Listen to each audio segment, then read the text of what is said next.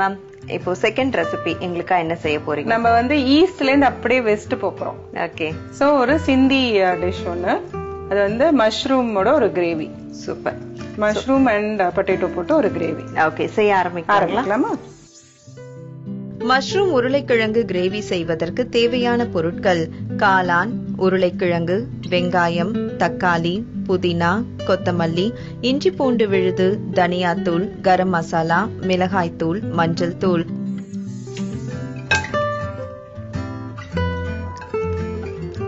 Cooking oil கொஞ்சம் கொடுங்க.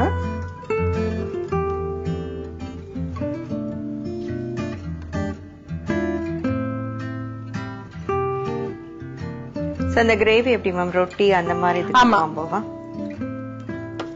நீங்க இப்ப ஒரு பிரியாணி பண்றீங்க அப்படின்னா கூட அது கூட ஒரு சைட் டிஷ்ஷா அது யூஸ் பண்ணிக்கலாம். ஓகே. இல்ல வெறும் தோசைக்கு எப்ப பாரு சாம்பாரே பண்றீங்க அப்படின்னா இந்த கிரேவி செஞ்சு குருமா மாதிரி யூஸ் பண்ணலாம். எவ்வளவு நேரம் ஆகும் மேம் செய்யறதுக்கு? இது வந்து 15-20 மினிட்ஸ் ஆகும். உருளைக்கிழங்கு வேகிற இதுதான். மஷ்ரூம் உடனே வெந்து போயிடும். ஓகே. சோ உருளைக்கிழங்கு வேகிற டைம் தான். வெங்காயம் போடலாம் ஃபர்ஸ்ட். கட் பண்ணி வச்சிருக்கிற வெங்காயம். ஓகே.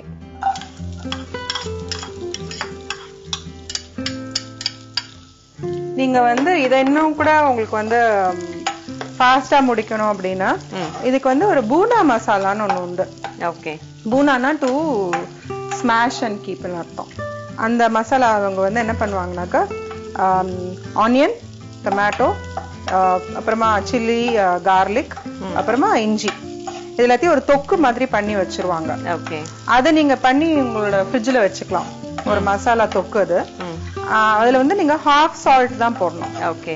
அதை போட்டு நீங்க பண்ணி வச்சிட்டீங்கன்னா இந்த மாதிரி பண்றதுக்கு பதிலா அந்த மசாலாவை அப்படியே ஸ்ட்ரைட்டா போட்டுட்டு நீங்க வந்து உடனே மஷ்ரூம் அண்ட் ஆலு போட்டுட்டு, அதாவது பொட்டேட்டோ போட்டு நீங்க உடனே முடிச்சுக்கலாம். இதுல வந்து இப்ப வந்து இஞ்சி பூண்டு பேஸ்ட் போடலாம்.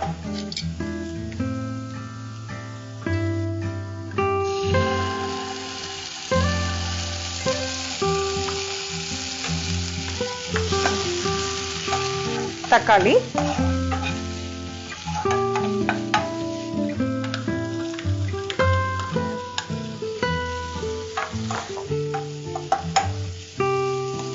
இப்ப தக்காளி நல்லா வெந்துடுச்சு. இப்ப பொட்டேட்டோ போட்டுடலாம்.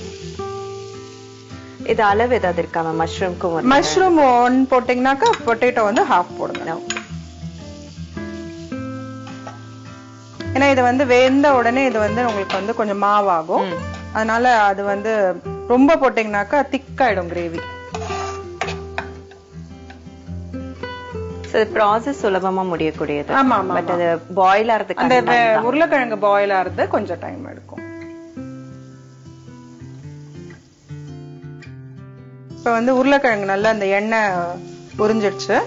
நம்ம இப்ப வந்து அந்த இதுக்குண்டான மசாலா போட்டுடலாம். ஃபர்ஸ்ட் என்ன வேணுமா? ஃபர்ஸ்ட் எனக்கு வந்து மஞ்சள், கொஞ்சம் மஞ்சள், மிளகாய் தூள், வெங்காயம், தக்காளி, இஞ்சி பூண்டு விழுது இதெல்லாம் நல்லா வதங்கினதுக்கு அப்புறம் சின்ன சின்னதா கட் பண்ணி வச்சிருந்த உருளைக்கிழங்கு போட்டு வதக்கினாங்க. அது கொஞ்சம் எண்ணெயில அந்த வதங்குற ஸ்டேஜ் இருக்கும் போது மிளகாய் தூள் சேர்த்தாங்க, கொஞ்சம் மஞ்சள் தூள் சேர்த்து இப்ப மிக்ஸ் பண்ணிட்டு இருக்காங்க. இப்ப நம்ம இதுல உப்பு போட்டுடலாம். எல்லாத்துக்கும் சேர்த்து உப்பு போடணும்.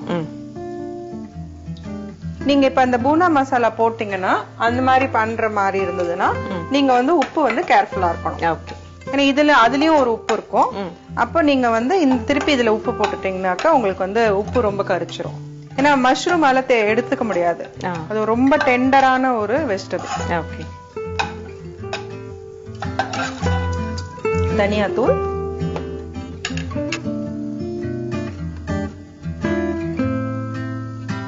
கொஞ்சம் கரம் மசாலா,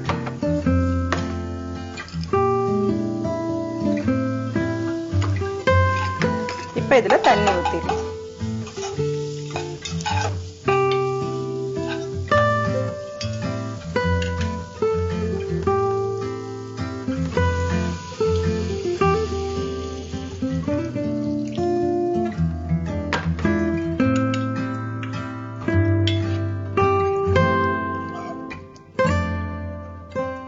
இப்ப உருளைக்கிழங்கு நல்லா பாயில் ஆனதுக்கு அப்புறம் லாஸ்டா தான் நம்ம வந்து மஷ்ரூமா போட போறோம். எவ்வளவு நேரம் கொதிக்க விடலாமா? உருளைக்கிழங்கு வந்து உங்களுக்கு வந்து எப்படியுமே ஒரு 10 மினிட்ஸ் ஆகும், மினிமம் 10 to 15 மினிட்ஸ் ஆகும். சோ அது கொதிச்சு அந்த நல்லா அது வெந்தது அப்படிங்கும் போது, ஏன்னா மஷ்ரூம் வந்து இப்படிங்கிறதுக்குள்ள வெந்து போயிடும். இப்ப நல்லா இந்த உருளைக்கிழங்கு கொதிச்சிருச்சு, நம்ம வந்து மஷ்ரூம் போடலாம். மஷ்ரூம் ஆனா நீங்க என்ன பண்ணணும்னாக்க, நம்ம வந்து இதுல டைரக்டா வந்து எண்ணெயில இங்க வதக்கல, அதனால நீங்க என்ன பண்ணணும்னாக்க மஷ்ரூமை வந்து கட் பண்ணிட்டு அது ஒரே ஒரு கொஞ்சம் எண்ணெயில நல்லா வதக்கி முன்னாடியே வச்சிருங்க. ஏன்னா இதுல என்ன ரீசன்னாக்க, இந்த உருளைக்கிழங்கும் அதுவும் வந்து வேகிற டைம் டிஃபரன்ஸ்ங்கிறதுனால இத வந்து நீங்க முன்னாடியே வறுத்து வச்சிருங்க. இப்ப நம்ம வறுத்து வச்சிருக்கிறத இதுல போட போறோம். லைட்டா சாட்டே சொல்லுவாங்க இல்லையா, அந்த மாதிரி பண்ணா போதும்.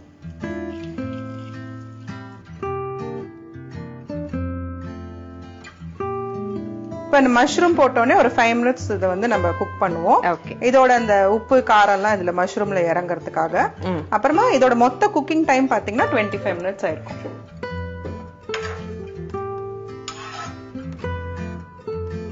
இப்ப இது நல்லா கொதிச்சிடுச்சு, நம்ம வந்து இதுல வந்து பச்சை கொத்தமல்லி போட்டு முடிச்சிடலாம்.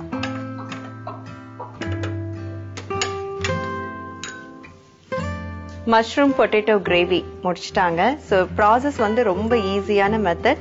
ஆனா அது குக்கிங் டைம், அதுக்கு மட்டும் நம்ம கொஞ்சம் டைம் விட்டு செஞ்சோம்னா அதனுடைய சுவை பிரமாதமா இருக்கும் அப்படின்னு சொல்லியிருக்காங்க. இப்போ வந்து நீங்க டேஸ்ட் பண்ணலாம்.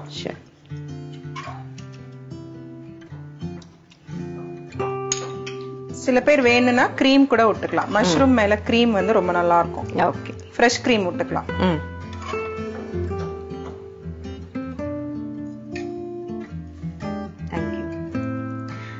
மஷ்ரூம் பொட்டேட்டோ கிரேவி ரொம்ப அழகா ஈஸியா ஸ்ரீபாலா அவர்கள் நமக்காக செய்து காட்டினாங்க. இப்ப இதனுடைய சுவை எப்படி இருக்குன்னு பார்க்கலாம்.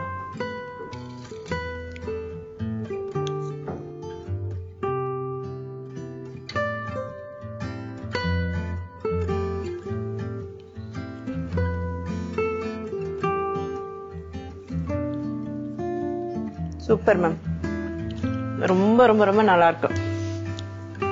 நார்த் இந்தியன் ரெசிபிஸ்லாம் நமக்கு சாப்பிட வேணும்னு ஆசையா இருக்கும், ஆனா அது வந்து நம்ம எப்படி செய்யறது, என்ன ப்ராசஸ்ன்னு தெரியாது.